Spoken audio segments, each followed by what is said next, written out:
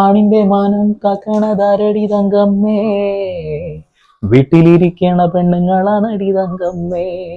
ആണിന്റെ മാനം കാക്കണതാരടി തങ്കമ്മോ, വീട്ടിലിരിക്കണ പെണ്ണുങ്ങളാണടി തങ്കമ്മേ.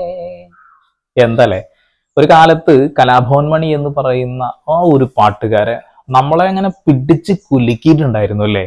ഒരു പക്ഷേ അദ്ദേഹം മരിച്ചു പോയിട്ടുണ്ടെങ്കിൽ പോലും മരിക്കാത്ത ഓർമ്മകളായിട്ട് ഇന്നും ആ സോങ്ങുകൾ ഇവിടെ നിൽക്കുന്നുണ്ട്.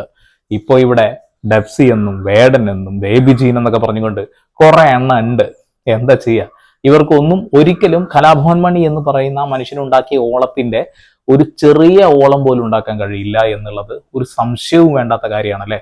ഓക്കെ, കഴിഞ്ഞ ദിവസമാണ് ഞാൻ സോഷ്യൽ മീഡിയയിൽ ഒരു വീഡിയോ കാണുന്നത്. എനിക്ക് തോന്നുന്നത് കോട്ടക്കല്ലിൽ വെച്ച് നടക്കുന്ന ഒരു ഓഷ്യൻ ഫെസ്റ്റ് ഉണ്ട്. ആ ഫെസ്റ്റിന്റെ മലബാർ ഫെസ്റ്റ് എന്ന് പറയുന്നത്, ആ ഫെസ്റ്റിൽ ഒരുപാട് ഗായകന്മാരും സിംഗേഴ്സൊക്കെ ഒരുപാട് വന്നിട്ടുണ്ട്. അപ്പൊ അതിനിടയിൽ നടന്നൊരു പ്രശ്നമാണെന്ന് തോന്നുന്നു. ബേബി ജീൻ എന്ന് പറയുന്ന ഒരു ഗായകനാണ് അവിടെ പാട്ട് പാടാതെ പോയി എന്നൊക്കെ പറഞ്ഞ സാധനം. ആദ്യം എന്തായാലും ഞാൻ ഡയലോഗ് അടിക്കുന്ന വീഡിയോ കാണാം.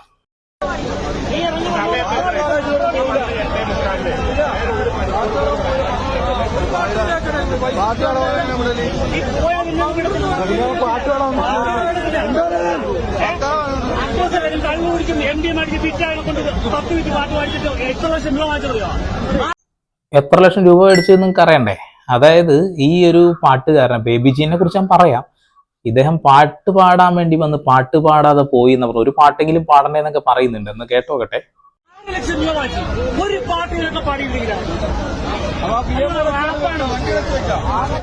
6 ലക്ഷം രൂപ ഈ പാട്ടുകാരനോ? ഈ പാട്ടുകാരൻ എന്ന ഗണത്തിൽ ഇവനെ പെടുത്താൻ പറ്റുമെന്ന് എനിക്കറിയില്ല. ഇദ്ദേഹത്തിന്റെ ഒരു വർക്ക് ഉണ്ട്, ഒരു സിനിമയിൽ ഒരു വർക്ക് ഉണ്ട്, അതെനിക്ക് ഇഷ്ടപ്പെട്ടു. അതിന്റെ അപ്പുറത്തേക്ക് ഇയാളുടെ ഒരു പാട്ട് ഞാൻ ജസ്റ്റ് വായിച്ചു തരാം. കയ്യിലെന്റെ മുത്തമ്മ കാലകത്തി വെച്ചപ്പോ കരിപിടിച്ച തത്തമ്മ ഞാനിരുന്നു കായിമ്മേ കയ്യിലെന്റെ മുത്തമ്മ കാലകത്തി വെച്ചപ്പോ കരിപിടിച്ച തത്തമ്മ ഞാനിരുന്ന് കായിമ്മേ. ഓക്കെ, ഈ പാട്ടിന്റെ ആളാണ് ഇയാള്. ഇപ്പൊ അറിയാത്ത ആളുകൾക്ക് വേണ്ടിയിട്ടാ. ഇനി ഈ ഒരു കാര്യമൊക്കെ പറയുന്ന ആളുകളെ, അമ്മാവൻ വസന്തം എന്നൊക്കെ പറയുന്ന ആളുകൾക്ക് എനിക്ക് ആ വിരൽ നമസ്കാരമേ കൊടുക്കാനുള്ളൂ. ഇതൊക്കെ പാട്ടുകാരനാണെന്ന് പറയുന്ന കുറെ ഉണ്ട്. ഇപ്പൊ വേടൻ അടിപൊളി പാട്ടുകാരനാണ്, എനിക്ക് ഇഷ്ടമാണ്. ഇഷ്ടമല്ലെന്നും പറയുന്നില്ല. പക്ഷെ ഇവരുടെ ഈ ഒരു വൃത്തികെട്ട ഒരു പ്രവണതകളുണ്ട്, അതെനിക്ക് തീരെ താല്പര്യമില്ല. അതിനെ ഞാൻ ചൂണ്ടിക്കാണിക്കുന്നതേ. ഈ വേടൻ തന്നെ ഇരുന്ന് പറയുന്നുണ്ട്, കലാഭവൻ മണിയെ കുറിച്ച് പൊക്കി പറയുന്നുണ്ട്. അതാണ് കലാഭവൻ മണി ഇപ്പൊ ഉണ്ടെങ്കിൽ ഞാൻ അയാളെ ഇവിടെ ഇരുന്ന് പാടിപ്പിച്ചതിനെ. അതായത് നീ പാടിപ്പിച്ചിട്ടൊന്നും പാടേണ്ട കാര്യം കലാഭവണിക്കില്ല. നീയൊക്കെ നീ എത്ര ഊഞ്ഞാലാട്ടിയാലും കലാഭവൻ മണിയുടെ അടുത്തെത്താൻ നിന്നെ കൊണ്ടൊന്നും കഴിയില്ല. അത് വേറെ കാര്യം. ഓക്കെ, എന്തായാലും വീഡിയോ മുഴുവൻ കാണാം.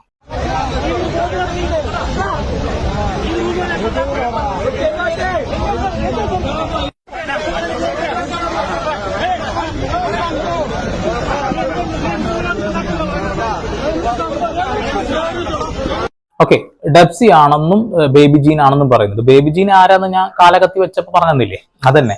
അതാണ് ബേബി ജീൻ എന്ന് പറയുന്ന ഗായകൻ. ഡെപ്സിയുടെ പാട്ട് ഇപ്പൊ സൗദി അറേബ്യയിൽ പോയിട്ട് വന്ന് നാറണക്കല്ലെടുത്തിരിക്കുന്നുണ്ടല്ലോ, അതാണ് ഡെപ്സി. അറിയാത്ത ആളുകൾ പലരും ഉണ്ട്. കമന്റ് ബോക്സിൽ വന്നിട്ട് പറയാണ്, എവിടെ മോനെ നീ വീഡിയോ ചെയ്തപ്പോഴാണ് ഞാൻ മനസ്സിലാക്കണേ ഇങ്ങനെ കുറച്ച് ആളുകൾ ഉണ്ട് എന്നുള്ളത്. ഈ പറയുന്ന മനുഷ്യന്റെ പേര് ഞാൻ പറഞ്ഞുതരാം. അതായത് ഞാൻ ഇയാൾ ആരെന്താന്ന് അറിയില്ലല്ലോ. ബേബി ജീൻ ആരാണ്? ബേബി ജീൻ എന്ന് പറയുന്ന ആൾ മലപ്പുറത്തു നിന്നുള്ള ഒരാളാണ്. സോങ് റൈറ്റർ ആണ്. അതേപോലെ തന്നെ റാപ്പർ സിംഗർ എന്നാണ് പറയുന്നത്. റാപ്പർ എന്നാണ് പറയുന്നത്. എന്ത് റാപ്പ്? എനിക്ക് ആകെ ഒരു റാപ്പ് അറിയുള്ളത് മടക്കി തിന്നുന്ന റാപ്പ് അല്ലെ, അത്ര തന്നെ. ആളുടെ പേര് ഹബീഷ് റഹ്മാൻ എന്നാണ്. നിങ്ങൾക്ക് അങ്ങനെ തന്നെ വേണം. ഞാൻ എന്താ കാര്യം ഒന്നും പറയുന്നില്ല. ഹബീഷ് റഹ്മാൻ എന്നാണ് ആളുടെ പേര്. മലപ്പുറം ജില്ലക്കാരനാണ്.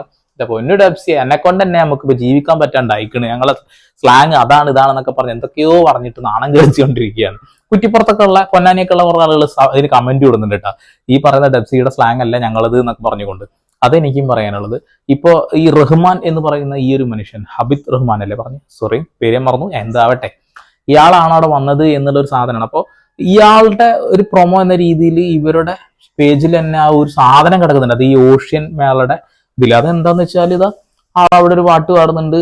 നമുക്ക് ആ പാട്ട് ഇവിടെ കാണിക്കാൻ പറ്റൂല, കാരണം ഇവര് സ്പോട്ടിഫൈക്കാണ് സോങ് ഒക്കെ കൊടുക്കുന്നത്. അതുകൊണ്ടൊക്കെ തന്നെ പാട്ടിന്റെ ഒരു ക എന്നൊരു അക്ഷരം കാട്ടിയാൽ പോലും നമുക്ക് എന്ത് കിട്ടും, അല്ല 8ന്റെ പണി കിട്ടും എന്നുള്ളതാണ്. അതുകൊണ്ട് അത് കാണിക്കുന്നില്ല.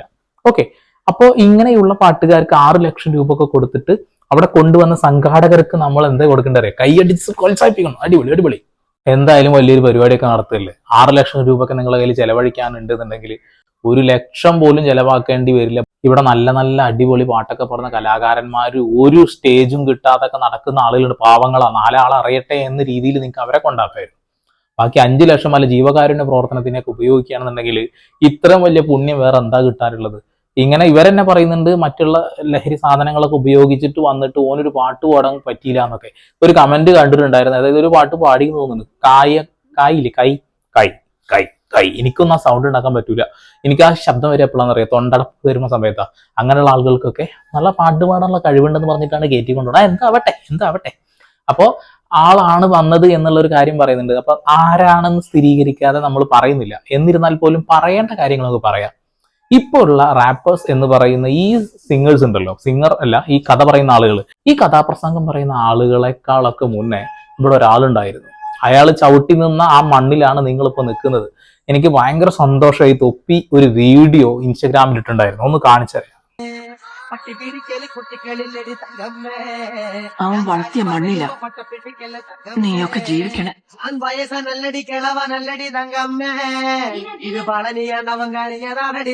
ഇപ്പൊ ഞാൻ മറന്നുപോയടാ. ഞാൻ വിചാരിച്ചു ഈ കോൺസേർട്ട് ഇതുപോലെ ഇപ്പൊ വന്ന പരിപാടിയാണ്. ഈ ഡാൻസിയും വേടെല്ലാം വരുന്നതിന് മുന്നേ പണ്ട് കോൺസേർട്ട് നടത്തിയ ഒരാളാണല്ലേ മണിച്ചേട്ടൻ.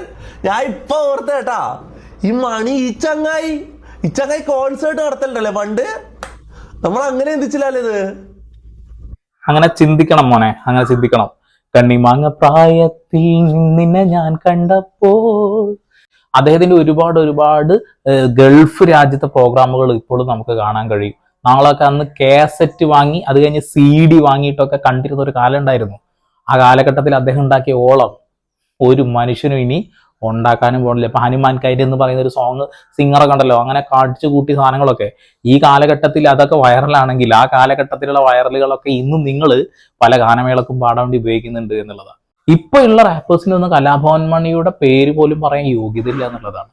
പൊട്ടണ് എന്മാനം പൊട്ടണ് ഒരു കാസറ്റ് തന്നെ ഉണ്ടായിരുന്നു, അതിൽ ഇഷ്ടം പോലെ സോങ്ങുകളുണ്ട്, ഇഷ്ടം പോലെ. ഇപ്പോഴും നമ്മൾ അതൊക്കെ ഇങ്ങനെ പാടി നടക്കുന്നുണ്ട് അല്ലെ. ഓക്കെ, പക്ഷെ എനിക്ക് ഈ ഇടയായിട്ട് വേടന്റെ കടലമ്മ കരഞ്ഞല്ല പെറ്റത് എന്നുള്ളൊരു പാട്ടുണ്ടല്ലോ, അതൊരാൾ റിക്വസ്റ്റ് ചെയ്തിട്ട് അദ്ദേഹം പാടിയത് ഭയങ്കര വൈറലായിരുന്നു. കേൾക്കാം.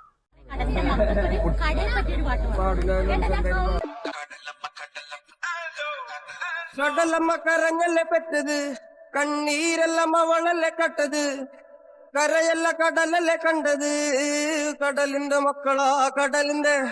കടലമ്മ കരഞ്ഞല്ലേ പെറ്റത്, കണ്ണീരെല്ലാം അവളല്ലേ കട്ടത്, കരയല്ല കടലല്ലേ കണ്ടത്, കടലിന്റെ മക്കളാ കടലിന്റെ. അതാണ് വേടന് ചെറിയൊരു വ്യത്യാസമുണ്ട്.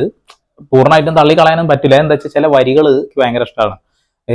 മറ്റേ കാലകത്തി വെച്ചപ്പോ കരി പിടിച്ച തത്തമ്മക്ക് ഞാൻ എഴുതി വന്നപ്പോ ഞാനിതൊരു ക്ലാസിക് ആവുമെന്ന് വിചാരിച്ചില്ല എന്ന് പറഞ്ഞ ആ കൂതറയൊക്കെ ഞാൻ എന്ത് പറയാനാ.